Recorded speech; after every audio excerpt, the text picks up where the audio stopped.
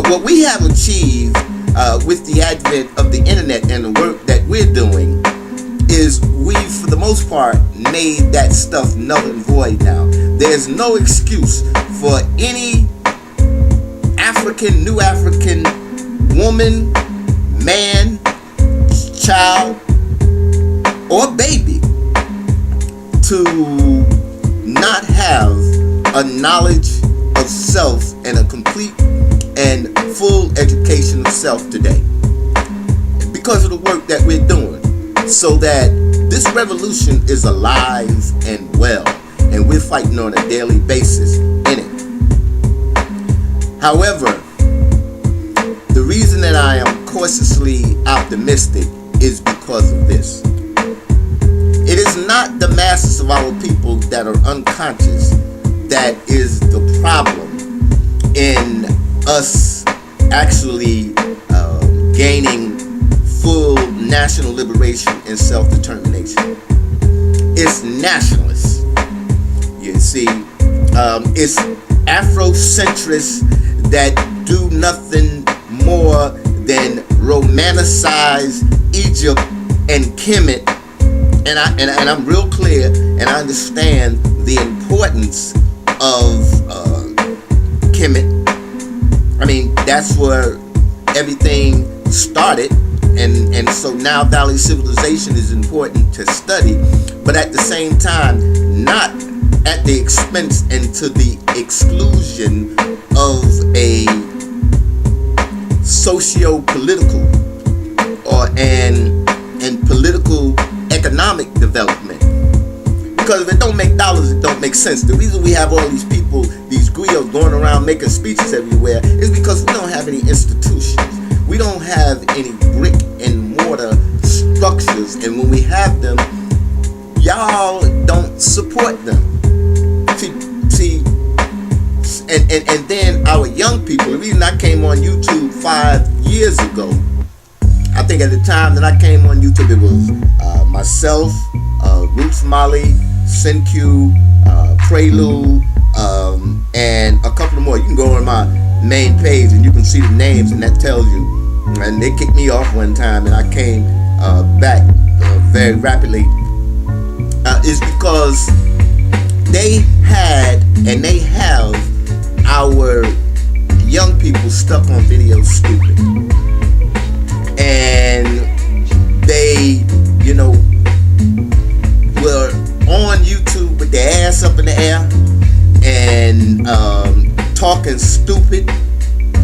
And I was just coming back from the Caribbean, gonna come back here and go ahead to get another job in the medical office, teaching somewhere at a medical school, something like that. But then I had a picture on my wall that I looked at that had our African scholars and educators, and it had the hip hop generation, and I decided that what I was going to do is I was going to marry those two, so that the work that I'm doing is different from the work that you see a lot of the other people that have the interests of consciousness raising and the re-Africanization of our people in mind.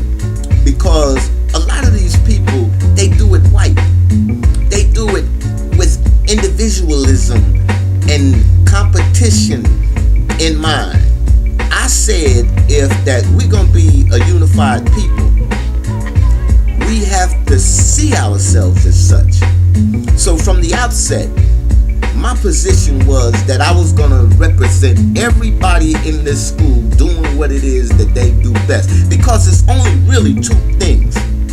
It's the choice is either oppression or liberation. And then, so in any of the four forms of media, whether it is print, or whether it's text, whether it is video, whether it's audio, or whether it is images, it is all going to be saying one of two things: the choice, oppression or liberation. So that when you take and you put all of that together, and all of us together fighting in that particular respect, then you began to see a unification and collectivity that we have been yearning for. So, on the other hand, if you want to talk black and talk about unity, but the way that you do it is with the maximum amount of white sensibilities, then not only are you fighting against yourself, but you're fighting against us. And so that our young people have been dumbed down so much by the 1980s and that cocaine move, that all of those that are not in prison, not only do they not know the power of our history and legacy of struggle and the importance of it, they don't want to know. But now we're getting more of them to want to know. So that the challenge and the reason that I'm cautiously optimistic is for us to stop preaching to the choir and to stop talking black-white with white sensibilities, you see, and to go ahead and to reach out to the masses of the people and to pull their coat and to strike a responsive chord with them. I hope what I said was not too convoluted. If you look at history, then there's no separation between the past, the present, and the future. What I do today is going to determine where I am tomorrow.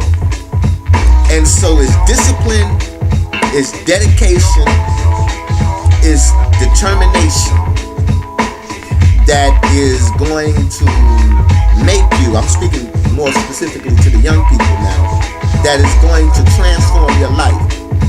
You, in this whole process that they took us through, this whole deracination process, and we know that the whole race construct is something that's made up by white folk.